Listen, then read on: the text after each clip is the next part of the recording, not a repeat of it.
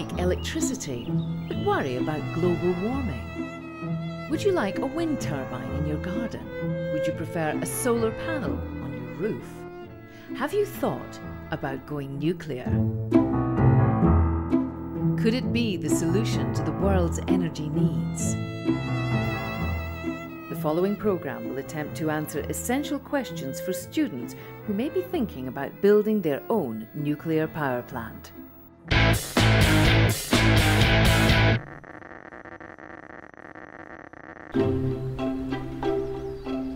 Finland seems a pretty good place to visit for some Q&A about building a nuclear power plant.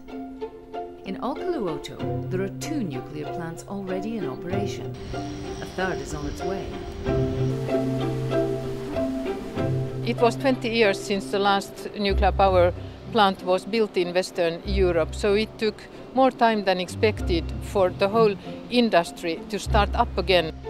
It's the first nuclear plant to be built in Europe since the worst nuclear accident in history at the Russian reactor in Chernobyl more than 20 years ago. Finland may offer some valuable lessons about the do's and don'ts of building your own plant. Where should you build it? How does it really work? How much will it cost? How safe can you make it? They are making reinforcement on the roof of the reactor building thick enough to withstand an airplane crash full loaded with fuel. What to do with radioactive waste? We must find flawless blocks of bedrock where to construct the final disposal tunnels. There are many questions you'll want answered.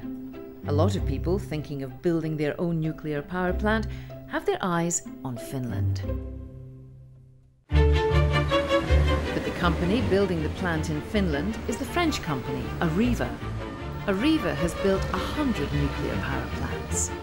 Their international headquarters is in Paris, also worth a trip to get advice from their top scientific advisor. It's a complicated way to boil a lot of water cheaply and without smoke, somehow. So, just how much should you expect to pay for this very complicated way to boil water? For a big plant now, 5 billion euros. Big one, 1600 megawatts. Finland has chosen a nature reserve on its west coast as the home for its new atomic reactor. And what are the top tips for where to build yours? First one, you need cooling water. So it will be on the seaside or close to a big river. And then you would rather have a place which is seismically calm. A place which is seismically calm will mean fewer worries about earthquakes. Anything else? Not too close, but not too far from a big town, because you need customers and you don't want simply to transport your electricity far away. And not too close, of course. If you've got the budget and think you've found the perfect spot, what's the big atomic trick behind boiling some water? Chemistry, life is all about atoms exchanging electrons. Over the past 50 years, what all nuclear power plants have in common is that they run on nuclear fission. Only very, very heavy nuclei are so big that they can undergo fission. Of all known substances on Earth, uranium atoms have the largest nuclei. Scientists discovered that if you fire a neutron bullet at the nucleus of a uranium atom, you'll cause the nucleus to split, giving off heat, energy, and more neutron bullets. They become so unstable that they split into 2 parts and release a lot of energy. It also emits new neutrons. And those neutrons, in turn, can be absorbed by new nuclei, and that's called the chain reaction. One fission giving birth to another fission, and so on. A single particle starts the reaction, splitting the uranium atom. Here now is the release of energy as heat and blast. Those neutrons bombard other uranium atoms, causing them to split and split still others. The result? A chain reaction. To control your reactor, you have to make sure that you have exactly the same number of neutrons always. To manage the fission process, fuel for most nuclear reactors is only about 5% pure uranium. Raw uranium ore has less than 1% uranium. Processing of pellets. Enriching the uranium closer to 100% gives you material for a bomb. Water in the reactor core plays a critical role to slow the speed of neutrons during fission. Buffers between the fuel rods are made of material that absorbs neutrons. Raising or lowering the buffers acts as a throttle on the fission process. If you want to stop everything, you just insert a lot of absorbers and the chain reaction stops. When shopping around for a new reactor, you'll discover there aren't really that many models to choose from. The dominating species, if you want, on the market. It is called Pressurized Water Reactor. The new Finnish plant is a pressurized water reactor, or PWR. It seems to be the most popular model on the market. In a PWR, fission heats water in a pressurized reactor core, which keeps it from boiling. The pressurized hot water flows through a network of pipes which boil fresh water in a second chamber. There, the steam is generated to drive the turbines.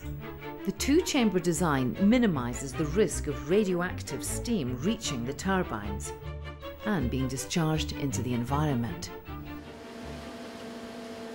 Post-Chernobyl meltdown, the plant in Finland has added some new safety features. You take into account the very, very low probability of having the worst possible accident. And the worst possible accident is you melt down the totality of your core.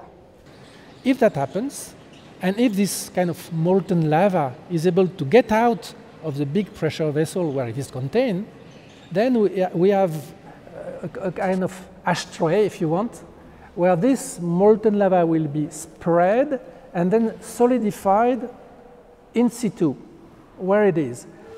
The cement ashtray under the reactor core is complemented by a thick cement cap above it. You have an internal shell which is to protect the outside world from what would happen bad inside. And you have an outside shell which is to protect the reactor from bad events outside. Aggression, plane crash, you name them. However safe you build your new nuclear power plant, there's no escaping the fact that it will generate hazardous radioactive waste. Next door to the new power plant is another nuclear reactor called Olkiluoto 1, which has been in operation for 30 years. Workers in plants, as well as their tools, are constantly monitored for exposure. Your fuel, once in the reactor, you kind of burn it. In fact, you fission it. So after a time, 4 or 5 years, it can no longer produce power. That's what is called spent fuel. And the spent fuel, you remove it from the core to put new fuel instead. We are now going to the intermediate storage for spent fuel, where the fuel is kept after it has been used in reactor. The fuel that we have here in these pools are from the whole 30 years of operational time of OL1 and OL2. It's so deep that if you happen to swim so deep, then you would get too close to the spent fuel, and that would be dangerous. But otherwise, it's not dangerous to swim in the surface, but it's not recommended because of the spent fuel is down under. A few kilometres from the temporary storage pools, Finland is preparing a more permanent home for its spent nuclear fuel.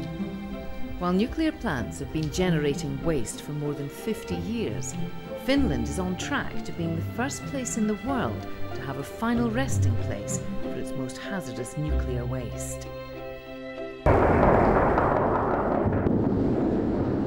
Finally, you have to do something with the waste.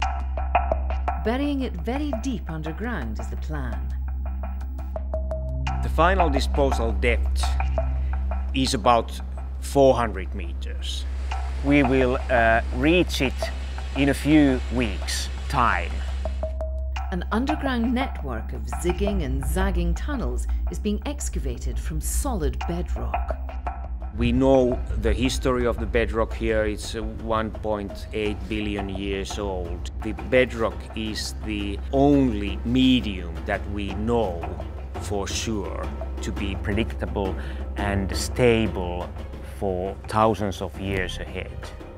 We are going to drill holes on the tunnel floor.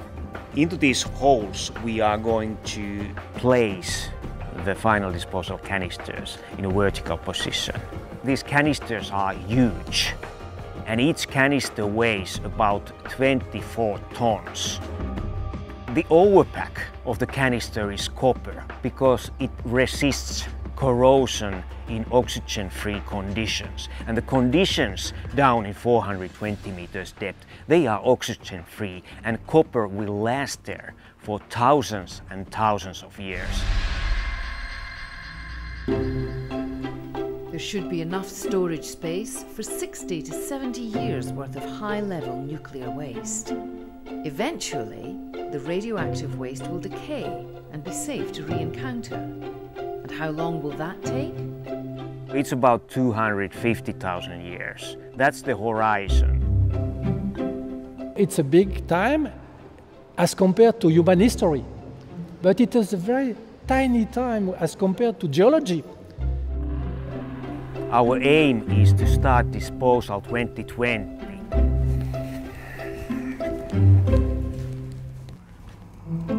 Most of the tunnel is dug, and the welcome mat for nuclear waste is almost in place.